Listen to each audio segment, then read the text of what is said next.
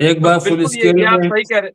बिल्कुल, मैं मेरे पास और कुछ अहम इम्पोर्टेंट खबर आई, मैं उसको भी अपडेट कर देता हूँ। और शुक्रिया अदा करता हूँ तमाम उन लोगों का जिन्होंने वाकई शेयर किए लिंक, क्योंकि काफी अच्छी तादाद 500 के करीब पहुंच रहे हैं, 482-83। तो ये शेयर करने का नतीजा है। हालांकि मैं कभी कहता नहीं हूँ, आमतौर से मेरी आदत है नहीं, लेकिन मुझे लगा कि चूंकि बहुत इंपॉर्टेंट इस वक्त है, तो बहुत बहुत शुक्रिया आपका। यहाँ पे आप देखिए, राजेश जी साहब ने बहुत अच्छी बात कही कि ईरान जितना अमेरिका इजराइल की हरकतों को जानता है, उतना कोई नहीं जानता, और तैयार भी रहता है जवाबी कार्रवाई के लिए। लेकिन राजा सिंह राजपूत साहब ने अपडेट दी है, ये मकामी जराए ने इतला दी है कि ईरान अंडरग्राउंड मिसाइल फैसिलिटी के पास कल रात से भारी सरगर्मियां देखी जा रही हैं। इसके साथ साथ यहाँ पे ये भी बहुत इंपॉर्टेंट है कि पिछले 56 घंटों में चाइना ने 16 ultra heavy Chinese military plane Iran भेजे हैं। ये राशिद रिजवी साहब, जिस तरह से मैं देख रहा हूं कि जो जो लोग कहते थे कि भाई चाइना ने क्या मदद किया, रूस ने क्या मदद किया, ये तमाम सवाल उठा रहे थे। हालांकि ईरान ये कहता रहा है कि जब हमने 12, ये मैं बात कर रहा हूं जब 12 दिन की जंग हुई थी, तो बार बार ईरान ये कहता था कि मैंने मदद मांगी ही नहीं, मैंने मदद मांगी ही नहीं।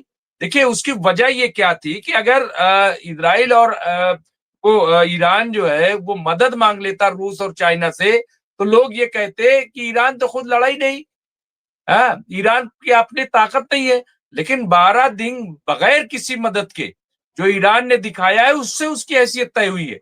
लेकिन अब यहाँ पे जो हम देख रहे हैं कि पूरा रूस हो या चाइना, तो राशिद साहब ये यहाँ पे जिस तरह से ये खबर आ रही है कि पिछले 56 घंटों में चाइना ने 16 ultra heavy Chinese military plane Iran भेजे हैं, तो इसका मतलब ये है कि ईरान तो बहुत फिर स्ट्रांग हो रहा है। इसका मतलब इतना आसान तो हो नहीं रहा है, तैयारी तो बहुत जोरों पर है।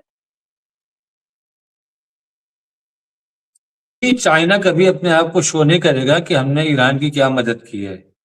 चाइना ने आज तक ये एक्सेप्ट नहीं किया कि उसने भारत के खिलाफ पाकिस्तान की मदद की थी। अब हमने क्या गलती की थी? हमने पाकिस्तान को भी पुराना पाकिस्तान समझ करके हमने हमला तो कर दिया हमने, लेकिन हमने कोई इनपुट निकालने की कोशिश पहले से नहीं की कि पहले से इनपुट निकाल लेते हैं कि इसकी क्या तैयारी होगी, हम हमला करेंगे, इसका जवाब कैसे होगा, किस हद तक ये जवाब दे सकता है। हमने वो तैयारी नहीं की थी हमने। तो और हुआ क्या कि लोकेशन वगैरह सब कुछ, सारी स्ट्रेटेजी उसने दी चाइना ने पाकिस्तान को। वही हाल चाइना का ईरान के साथ है। चाइना भी इनको लोकेशन देगा, स्ट्रेटेजी देगा, सब कुछ देगा इनको, ऐसा नहीं है। सब कुछ देगा, अब बोलेगा कुछ नहीं। आपको क्या लगता है कि जो 12 दिनों की जंग में चाइना ने मदद नहीं किया है? चाइना ने पूरी पूरी लोकेशन दिया है, पिन पॉइंट की लोकेशन दिया चाइना ने, जो इसराइल पे हमला किया था ईरान ने।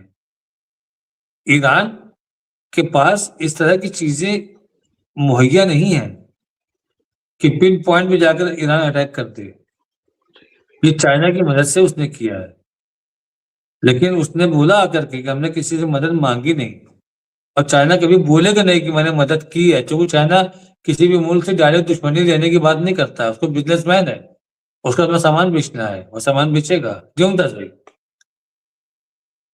बिल्कुल ये सही है। और हमारे साथ जुड़ गए हैं फिरोज बख्त अहमद साहब। मैं उनका इस्तकबाल करता हूं, खैर मकदम करता हूं। सीनियर पॉलिटिकल एनालिस्ट है, मौलाना आजाद उर्दू यूनिवर्सिटी हैदराबाद के आप चांसलर रहे हैं, और इसके साथ साथ कॉलम निगार है, मिडिल ईस्ट पे बड़ी गहरी नजर रखते हैं। मैं उनका इस्तकबाल करता हूं। फिरोज बख्त साहब, कैसे हालात देख रहे हैं ईरान के बारे में? जिस तरह से वेस्टर्न मीडिया फैला रहा था, और आज भी मैंने एक दो जगह देखा कि साहब खामनाई साहब फिर बनकर चले गए, मिट्टी में मिलेगा ईरान, और ये तमाम, मुझे तो लग रहा है इस तरह की ब्रेकिंग चला करके ये इजराइल को तो मतलब काफी नुकसान पहुंचा ही चुके हैं। अब ये अमेरिका को भी नुकसान पहुंचाएंगे फिरोज बख्त साहब, जी क्योंकि जी ईरान आज की डॉक्टर तारीख में ये मेमने का बच्चा नहीं है। जी डॉक्टर मुमताज आलम रजवी साहब, आपको, आपके तमाम सामाइन को, हमारे राशिद साहब को मेरा सलाम। For a start, I apologise for being so late, क्योंकि मैं कहीं फंस गया था, और जहां मैं फंस गया था वहां से मैं प्रोग्राम कर नहीं सकता था। क्योंकि मतलब यह है कि इसके लिए बड़ा बहुत ही एक पीसफुल माहौल चाहिए होता है आपके प्रोग्राम के लिए, हर जगह से नहीं कर सकते। चलिए बहुत-बहुत शुक्रिया, आपने मुझे इजाज़त दे दी बिल्कुल एंड टाइम पे। मेरी दरख्वास्त ये है कि सिर्फ़ 5-10 मिनट इसका अगर टाइम आप बढ़ा दें सामाईन से अपनी इजाज़त लेके तो बड़ी मेहरबानी होगी। मुझे मुझे सामाइन से भी इजाजत लेनी पड़ेगी, और मैं रतलाम में हुसैन टेकरी से लौटा हूँ, तो मुझे अच्छा, अच्छा, अपने अच्छा, अच्छा। अपनी बहन से भी इजाजत लेनी पड़े, लेकिन खैर वो जी, लोग जानते हैं। कोई जी, बात जी, नहीं, जी। आप आ गए हैं, तो हालांकि मैं वाकई सोच रहा था बस 1 घंटा के बाद नहीं करूंगा, लेकिन आपके लिए मैं जरूर करूंगा। थोड़ा कोई बात नहीं, सब जानते हैं हमारे बहुत-बहुत बारे शुक्रिया। में। जी नहीं, जी नहीं, जी। बहुत-बहुत शुक्रिया। पहले तो फिरोज ये साहब। कि हम बड़ी मतलब बेचैनी से हमें इंतज़ार था कि कब जो है आप इसको प्रोग्राम को आप दिल्ली से बाहर थे, मसरूफियात होती हैं, मजबूरियाँ होती हैं, आपका कमिटमेंट तो हमने जो है अब के बारे में। बासूरत ये है कि अब जो मौजूदा सूरत-ए-हाल है वो ये है कि जो एक बहुत ही खतरनाक तरीन जो ये लोग जो इन्होंने वहाँ पर खलफिशार पैदा किया, वहाँ पर इन्होंने साजिश करी, वहाँ पर इन्होंने जो है वहीं के उनके सिक्योरिटी फोर्सेस के लोगों को मार के ये कह दिया कि इतने हजार लोग मारे गए। और वहाँ पे तो मैंने ये भी सुना कि जो अफ़गानिस्तान के जो वहाँ जो अमेरिका से लड़ते थे या जो भी थे, उनको $500-500 देके तालिबान हज़रात को भी वहाँ चूँकि बॉर्डर मिलता है ना सब बलूचिस्तान वगैरह उस साइड से और ये उन्होंने $500-500 देके उनको भी अंदर घुसा दिया था। तो हमें फ़ौरस मतलब प्लेनली ऐसा लगता था कि वाक़ई में क्या हो रहा है ईरान में? पूरा ईरान मुखालिफ हो गया सरकार के, पूरा ईरान सुप्रीम कमांडर के खिलाफ हो गया, कुछ समझ में भी नहीं आ रहा था, अफ़सोस भी हो रहा था। लेकिन ये सब क्रिएट किया हुआ था और इन लोगों का एक प्लान था कि ये हम जो है इधर-उधर से लोगों को बुला के, पैसे दे के, कुछ खुराफाती लोगों को, कुछ ऐसे लोगों को जो कि अहमद रज़ा के जो है मतलब गुलाम हैं। ये एक लॉबी है, देखिए हर मुल्क में एक एंटी गवर्नेंस लॉबी होती है, ईरान में भी है, ठीक है? चलती है, ठीक है, हर एक को हक होता है वहाँ रहने का। तो ये सब उन्होंने जो जो किया सब ये इस तरह का वहाँ पर ड्रामा किया और ईरान का तख्ता पलटने की कोशिश की, फ़िक्र तो बहुत थी, लेकिन बहुत जल्दी पब्लिक के समझ में आ गया और बहुत जल्दी ईरान के मुवाफ़क़त में, उसकी हिमायत में भी पब्लिक सड़कों पे उतरी। तो ये लोग ये समझ रहे थे कि ईरान का तख्ता हम पब्लिक से पलटवा देंगे, कुछ हम अटैक कर देंगे, ये अब चांस इनका चला गया। खुदा ना ख़ास्ता अगर ये उस वक़्त अटैक कर देते, इज़राइल अटैक कर देता या इनके हवारी अटैक कर देते या फिर ये कि मैं आपको बताऊँ वो जो ईरान में जो ये सब तबाही मची पिछले 10-12 दिन में, इसमें 10 कंट्रीज़ थे। अमेरिका और इज़राइल के अलावा 10 कंट्रीज़ थे, नेटो कंट्रीज़ थे, उससे अलग हट के भी थे। तो इन मतलब आप ये देखिए कैसी-कैसी साजिशें इन्होंने रची ईरान के खिलाफ और ये पूरा ये समझ रहे थे कि ईरान का तख्ता हम पलट देंगे, उनकी सरकार को हम गिरा देंगे और खुदा न खास्ता उनको सुप्रीम कमांडर को हम कुछ नुकसान पहुँचाएँगे। पूरा इनका प्लान था। लेकिन ये है कि बड़ी खबर आ रही, मैं फिरोज साहब रोकूंगा यहाँ पे। बड़ी खबर ये आ रही, इंडिया ने भी अपनी उड़ानें ईरान के लिए रद्द कर दी हैं फिलहाल। ये बड़ी खबर है, मैं समझता हूँ कि ये बहुत इंपॉर्टेंट खबर है। उड़ानें फिलहाल रद्द की है, लेकिन आज ईरान ने जिस तरह से हिंदुस्तान शुक्रिया अदा किया है, क्योंकि हिंदुस्तान ने ईरान का साथ दिया था यूएन में, और उसके चर्चे बहुत ज्यादा हैं। यानी बगैर किसी दबाव के, जो बात ये कही जा रही थी कि हिंदुस्तान दबाव में आ गया, हिंदुस्तान जो है अमेरिका का बिल्कुल पिट्ठू बन गया, लेकिन ईरान का साथ देकर के यूएन में कम से कम हिंदुस्तान ने ये तो साबित कर दिया कि जो हमारी खारजा पॉलिसी है, तजारती सतह पे क्यों हो, लेकिन उस पे हम कायम है, और ईरान हमेशा से हमारा दोस्त रहा है, मुश्किल दौर में भी और आज भी हमारा दोस्त है। ईरान ने थैंक्स भी कहा है। ये बहुत इंपॉर्टेंट है। ये फिरोज बख्श साहब कंटिन्यू कर लें थोड़ा सा, और फिर मैं राशिद रिज साहब पास फिर आऊंगा बाद में। जी, जी, जी। नहीं देखिए ऐसा है, चूँकि प्रोग्राम को आपने मेरी रिक्वेस्ट पे थोड़ा एक्सटेंड किया है। मैं बस ये कह के अपने जवाब को मुकम्मल करना चाहूँगा कि कि ये देखिए ये अमेरिका अपना इक़बाल बुलंद रखने के लिए ये वहाँ से अपने जो है वॉरशिप्स भी बुला रहा है। 2 वॉरशिप्स की बात हो रही है। ये कह रहे हैं ऑलमोस्ट वहाँ स्ट्रेट ऑफ हॉर्मुज़ तक पहुँच गए हैं, पहुँचने वाले हैं, ओमान को क्रॉस कर गए। ये सारा जो है, जो तेल खर्च कर रहा है अमेरिका, वो इसलिए कर रहा है जहाँ तक मेरा ख़्याल है कि अगर जंग हो गई तो ठीक है, देखी जाएगी, उससे तो हम बिल्कुल मुबर्रा नहीं है। लेकिन अगर जंग नहीं हुई, तो वो ये कह देगा जी मैं तो यहाँ पे आ गया था, मैं तो अपने वॉरशिप्स यहाँ पे लेकर के आ गया था, मेरे वॉरशिप्स पे भी 100-200 वॉर प्लेन्स हैं, ये सारी चीज़ें हैं। तो देखिए अब ये 50-50 है, पूरी जंग होगी, खतरनाक जंग होगी, आखिरी जंग होगी, एक तो ये है। लेकिन अमेरिका को ये पता है अगर ये आखिरी जंग हो गई, तो ये आखिरी जंग अमेरिका के इक़बाल के लिए भी होगी, क्योंकि ईरान अभी जैसे आपने कहा था कि Iran is not a rabbit. Iran कोई दूध पीता बच्चा नहीं है, ईरान कोई वेनेज़ुएला नहीं है, ईरान कोई अफ़गानिस्तान नहीं है, ठीक है? ना ही वो इराक है। और मतलब ईरान बावजूद सैंक्शंस के एक मज़बूती से उसने अपना फ्रंट तैयार किया है और ये समझ के किया है कि अमेरिका हमें खाने को तैयार है, अमेरिका हमारे ऊपर हावी होने को तैयार है, लिहाज़ा हमें अपने मुल्क को बचाने के लिए, अपनी जो है पब्लिक को, मईशत सभी को बचाने के लिए, अपने बॉर्डर्स को बचाने के लिए हमें अपने को हर वक़्त तैयार रखना है। अब ये देखिए ये ऑन ग्राउंड तो अमेरिका कुछ कर नहीं सकता है, 3 तरफ तो पहाड़ हैं। ये बस यही है B-2 बम्बर वगैरह ले जा सकते हैं या जो भी इनके वो हैं। और दूसरा इन्होंने ये किया है कि इन्होंने कुछ लेज़र कुछ वो तैयार किए हैं, जैसे थाड वगैरह होते हैं इनका गोल्डन डोम टाइप के, जो लेज़र से जो ईरान के जो मिसाइल्स हैं, तो मिसाइल्स को तो रोक सकते हैं, लेकिन ईरान ने कुछ ऐसे ड्रोन भी तैयार किए हैं कि जो उस लेज़र का जो इनका डिफेंस है, उसको क्रॉस करके वो जा सकते हैं। तो अमेरिका को ये पता है कि ईरान पे अटैक करके ईरान के को नुकसान पहुँचा के कोई बहुत ज़्यादा फ़ायदा नहीं है और उसके जो 20-30 बेसेस हैं वहाँ पे या जितने भी हैं बेसेस वहाँ पे वेस्ट एशिया में तुर्की तक, ईरान उनको नहीं छोड़ेगा। मैंने अब ये बात मैं 2 साल से कह रहा हूँ कि ईरान मरने या मारने को तैयार बैठा है, ठीक है? ईरान ऐसे नहीं मरेगा। ईरान जो है अमेरिका और इसराइल को अटैक करके उसको इतना नुकसान पहुँचा देगा कि फिर शायद अमेरिका दोबारा किसी वॉर के लिए ना उठे। जैसे ये कह रहे हैं हम 6 मुल्क हम साउथ अमेरिका में ग्रीनलैंड वगैरह, आपको पता है कि कितनी मुखालिफत हो रही है ट्रम्प की वहाँ अमेरिका में इसको ग्रीनलैंड वगैरह को लेके?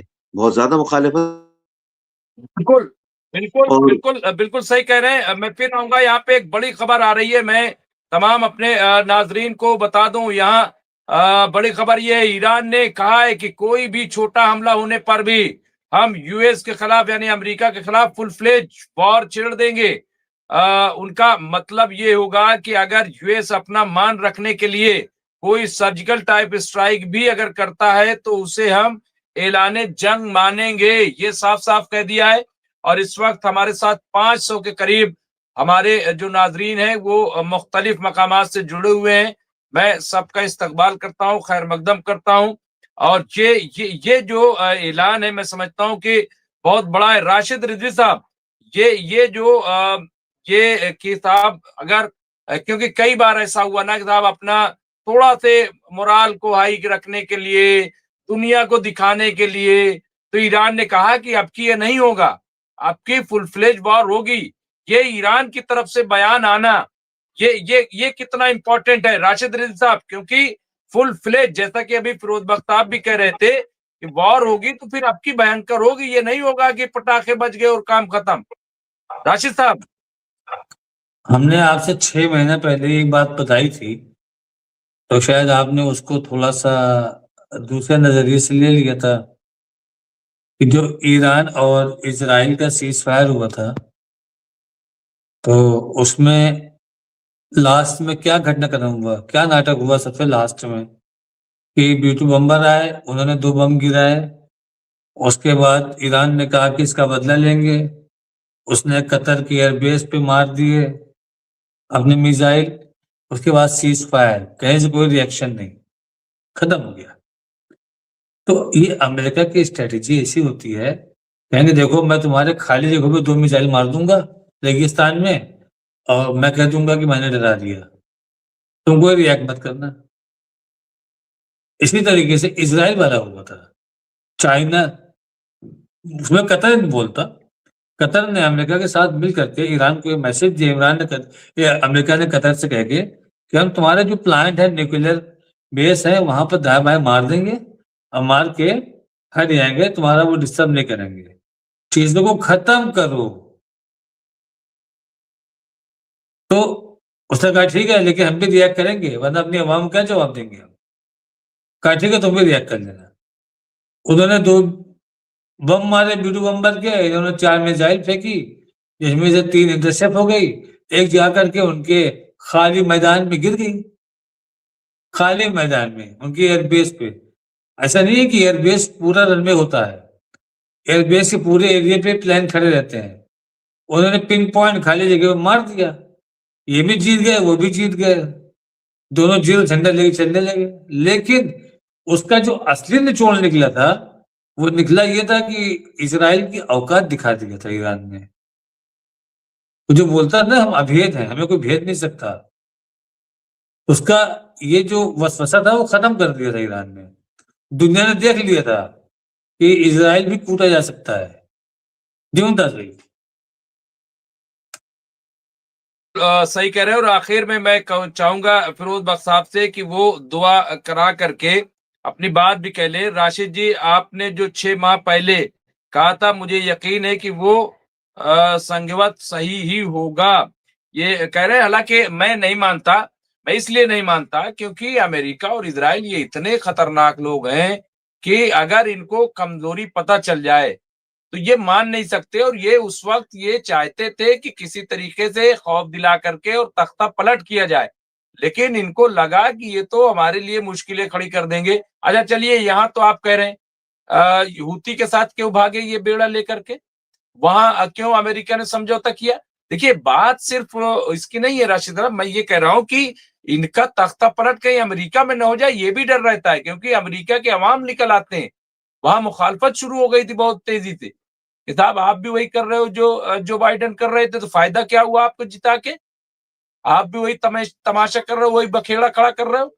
तो ये जो डर है, और मिड टर्म इलेक्शन अभी आ गया, लेकिन आप वो जो आप कह रहे हैं कि अब ईरान ने कहा है, तो ईरान ने असल में ये कहा है कि इस बार हम ये सब, आप जो पटाखे उटाखे या ये हम पे हमला करोगे, आपके हम रुकेंगे नहीं।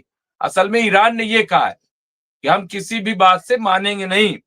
तो बहरहाल ये सही है। और आखिर में मैं कमेंट तो बहुत आए हैं, तबरेज आलम सिद्दीकी साहब का भी आया है, फिरोज बख्श साहब, जाते जाने अनजाने में इजराइल और अमेरिका की मदद न करें, अहमद रजा की गैंग से आपका क्या मुराद है, किसकी मदद कर रहे हैं। अहमद रजा, अरे भाई कोई किसी को वो नहीं कर रहा है यहाँ पे राशिद जी, आपने क्योंकि हमले से ईरान ने कोई खास किसकी हाई स्पीड मिसाइल यूज नहीं की थी। ये अच्छा, हाँ, जयदीप साहब ने ये लिखा है, आपकी बात की जयदीप साहब तायद कर रहे हैं। उन्होंने कहा कि वजह बताइए, क्योंकि उस वक्त ईरान ने कोई खास किस्म की हाई स्पीड मिसाइल यूज नहीं की थी, और कतर पे भी जो किया था वो भी जो है एक अलामती तौर पे था।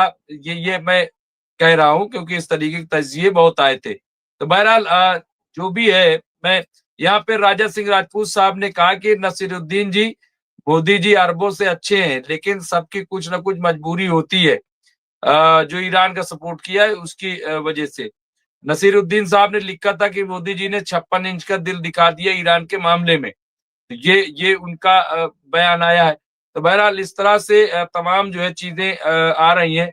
मैं यही आखिर में फिरोज बख्श साहब से कि आप दुआ करा दें, और जो भी आपका वो है, क्योंकि टाइम ज्यादा हो रहा है। जी हो रहा है, आप तो कई मर्तबा 1 घंटा 40 मिनट भी प्रोग्राम किया है। खैर मैं ये तो नहीं कह रहा इतना देर तक करें, बासुअद दुआ मैं कराता हूँ, मैं घर लेकिन पे नहीं हूँ, मैं घर अच्छा पे ठीक है, नहीं हूँ, नहीं ठीक है, तो अच्छा, मैं अच्छा, तो अच्छा, 2 हाँ, घंटा कर लूँ। ये मैं समझ गया हूँ, समझ गया। मैं तो इस जी, मामले में आप सुबह तक कीजिए तो मैं तो भाई। जी, जी। देखिए मैं बस ये अर्ज़ करना चाहता हूँ कि इतना जंग-जंग का हम सुन रहे हैं और हम 2 चीज़ें सुन रहे हैं, बराबरी से सुन रहे हैं। एक तो कि आखिरी जंग होगी, बड़ी खतरनाक होगी। अच्छा इस बात को सब जानते हैं, ईरान भी जानता है, अमेरिका भी जानता है और तमाम अरब देश भी जानते हैं और नेटो भी जानता है, चीन भी जानता है और रूस भी जानता है। तो अगर जंग हुई, तो चीन की भी नाक की जंग है, क्योंकि अगर ईरान की नाक नीचे होती है, तो फिर वो चीन और रूस की नाक नीचे होती है। As of now as of now कुछ नहीं है, ठीक है? अगर जंग छिड़ती है, तो कहीं न कहीं या तो डायरेक्टली या इनडायरेक्टली ये जंग जो है ये चीन और रूस से भी लड़ी जाएगी। नॉर्थ कोरिया से भी लड़ी जा सकती है, क्योंकि बहुत बड़ी जंग होगी और मतलब चीन के लिए, नॉर्थ कोरिया के लिए, रूस के लिए खामोश बैठना और हत्ता कि मैं कहूँ हिंदुस्तान के लिए भी खामोश बैठना ठीक नहीं है। ठीक है? नहीं होगा आई मीन अगर जंग हुई। अमेरिका इन तमाम चीज़ों को समझता है, बखूबी समझता है कि ईरान पे हमला करके, ईरान का खुदा न खास्ता तख्ता पलट करके उसका कोई बहुत ज़्यादा फ़ायदा होने वाला नहीं है, ठीक है? उसने अपने सारे प्रोज़ एंड कॉन्स जो हैं, वो सब नाप लिए हैं, ठीक है? तो मेरे दिल की एक आवाज़ ये कहती है कि अगर अमेरिका ने ईमानदारी से सारी चीज़ें नाप-तोल कर ली है उनकी, सब उनको मेज़र कर लिया है, तो गालिबन हल्का-फुल्का अपने ये जो भी है आस-पास अपने वॉर प्लेन्स ला करके थोड़ा ड्रामा करके वो यहाँ रहेगा कुछ दिन, लेकिन जंग नहीं शुरू करेगा।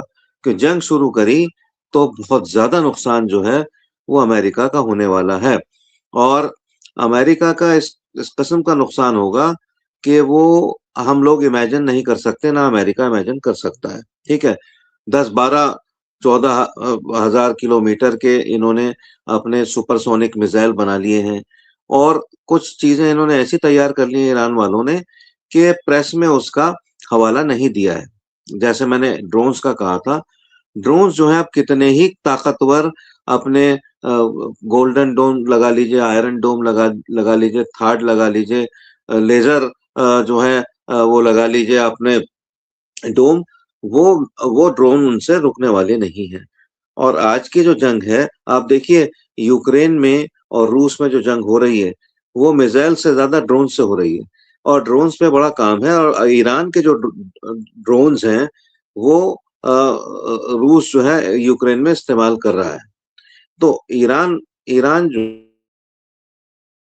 खामोश बैठने वाला नहीं है, सारी इनकी बेसिस को तबाह कर देगा, इसराइल को तबाह कर देगा और हो सकता है कि उसके कुछ मिसाइल जो हैं अमेरिका के किसी मतलब जो बॉर्डरिंग है, जो जो भी उनके ओशन को पार करके अटैक कर सकते हैं, ठीक है ना? तो अब मुझे लगता है कि अभी अमेरिका ये नापतोल कर रहा है कि अगर मैंने अटैक किया तो क्या हो सकता है? और ये मैं बता दूँ आपके तमाम सामाईन को, अमेरिका आज की तारीख में ये अंदाज़ा नहीं लगा सकता कि अगर उसने अटैक कर लिया, छोटा हो या खतरनाक अटैक हो, ईरान पे अगर अटैक किया, तो उसका नतीजा क्या होगा, ठीक है? और मेरा ख़्याल ये है कि अगर मेरी आवाज़ if my voice is reaching president Trump, if he is able to listen to me on some kind of translation mode, then he should not go ahead with war because if he will go ahead with war, he will be decimated and Israel will also be destroyed. If Mr. Trump wants this, definitely he should go for the war. तो मेरी आवाज अल्लाह करे उन तक पहुंच जाए और वो वॉर के बारे में सोचना छोड़ दें। जो उनके जहाज आए ठीक है, कुछ तेल उनका खर्च हो गया होगा, उन जहाजों को वापस ले जाएं, वरना कहीं ऐसा ना हो कि ये तो बहुत खुश हो रहे हैं। ये जो एक बात बता दूं, ये जो अभी तो हम ईरान की बात कर रहे हैं, ये जो ये जो आपके हिजबुल्लाह हैं, इस तरह के जो रेजिस्टेंस ग्रुप्स हैं, ठीक है, ये बड़े खुश हो रहे हैं, इनके वॉरशिप्स आ रहे हैं, और जितने करीब आ रहे हैं उतनी इनकी खुशी बढ़ती जा रही है, क्योंकि ये उनको तबाह कर सकते हैं। ये चाहे वो अब्राहम लिंकन हो या वो किसी भी प्रेसिडेंट के नाम में इनके वॉरशिप्स हों, ठीक है, तो ये लिंकन हो, कुछ भी हो, ये सब ये इनकी जद में है, हूतियों की जद में भी है, हिजबुल्लाह की जद में भी है, और अलावा इसके ईरान की जद में भी है। तो इसको हल्के में ना लें, और दुआ में मैं यही कहूंगा कि महसूस तो ऐसा हो रहा है जंग होगी, खतरनाक जंग होगी, और ऐसी जंग होगी तो कि शायद हिस्ट्री में नहीं हुई हो। बावजूद इसके हमारी दुआ यही है कि जंग नहीं हो, क्योंकि जंग होगी तो इसराइल खत्म होगा, उसमें रहने वाले वो लोग भी खत्म होंगे जो अच्छे इसराइली हैं। लिहाजा जंग ना हो तो बेहतर है। और ईरान को भी नुकसान पहुंचेगा, बाकायदा खूब नुकसान पहुंचेगा, और ईरान फिर ये इनकी बेसिस को नहीं छोड़ेगा। कतर भी ईरान की जद में आएगा, और इसके अलावा जो है यूएई भी उसकी जद में आएगा, और ये जो कुंजी है जिनके पास हरमैन शरीफैन की, मक्का मदीने की, वो लोग भी इसकी जद में आएंगे। हम ऐसा सब कुछ नहीं चाहते, तो बस यही दुआ करते हैं अल्लाह से कि जंग ना हो, पीस रहे। ये जो जो भी ड्रामेबाजी अमेरिका कर रहा है, ये खामोशी से अपने पांव पसार ले। जी डॉक्टर मुमताज। बिल्कुल, और यही हम सब चाहते हैं कि ना हो। सबसे पहले जाते जाते मैं तमाम अपने मुल्क के लोगों को, जो मुल्क में हैं बाहर भी हैं, उन सबको जश्न यौम जमहूरिया की मुबारकबाद पेश करता हूँ। हैप्पी रिपब्लिक उनके लिए कहता हूँ कि सबको, तमाम मुल्क के लोगों को ये दिन बहुत बहुत मुबारक। 26 जनवरी जो हम सब के लिए बहुत इम्पोर्टेंट है, क्योंकि यही वो तारीख है जब हमारा मुल्क खुद मुख्तार बना, अपने पैरों पे खड़ा हुआ और बहुत शानदार सफर तय किया। बहुत शानदार, मैं इसलिए ये कह रहा हूँ क्योंकि बहरहाल हम हमेशा इंतखाब होता रहा है, इंतखाब से सरकारें चुनी जाती रही हैं। अफरा तफरी हर मुल्क में होती है, थोड़ा बहुत, तो कोई बात नहीं है, और पूरे ईमानदारी के साथ और अपने जो उसूल जो जो बने थे उस पे कायम रहे। तो बहरहाल मैं तमाम लोगों को मुबारकबाद पेश करता हूँ। फिरोज बख्श साहब आपको भी, राशिद रिजवी साहब आपको भी, और तमाम जो हमारे देखने वाले हैं उन सबको। और ये हमें याद दिलाया राजा सिंह राजपूत साहब ने, वरना शायद मैं प्रोग्राम में ये जहन से निकल जाता, क्योंकि बहरहाल तो मैं उनका खास तौर से शुक्रिया अदा करता हूँ। तो ये सारे बड़ी खबर यहाँ पे राजा सिंह साहब ने कहा है कि खबरों के मुताबिक ईरान की ताकतवर सबमरीन यहाँ पे गदीर और फतेह ने एक बड़े ऑपरेशन के संकेत देते हुए अरब की खाड़ी की ओर कूच कर दिया है। रणनीतिक रूप से बेहद अहम होर्मुज जलडमरू मध्य के पास इन पनडुब्बियों को लाया गया है। तो पूरी तैयारी है, और लेकिन इसके बावजूद हम कहेंगे ये जंग नहीं होनी चाहिए, ये जंग किसी के हक में नहीं होगी। हम सब इससे दुआ कर रहे हैं, और फिरोज बख्श साहब ने दुआ किया, राशिद साहब भी दुआ ही कर रहे हैं, हम सब दुआ कर रहे हैं। आप सब भी दुआ कीजिए कि जंग जो है वो मसले का हल नहीं है, और जंग जो है वो बहरहाल नुकसान सबको पहुंचाती है, और इस वक्त दुनिया तैयार नहीं। बहुत बहुत शुक्रिया तमाम राशिद रिजवी साहब का, फिरोज बख्श साहब का, और तमाम लोगों का शुक्रिया। जय हिंद, जय भारत, जय संविधान। Good night.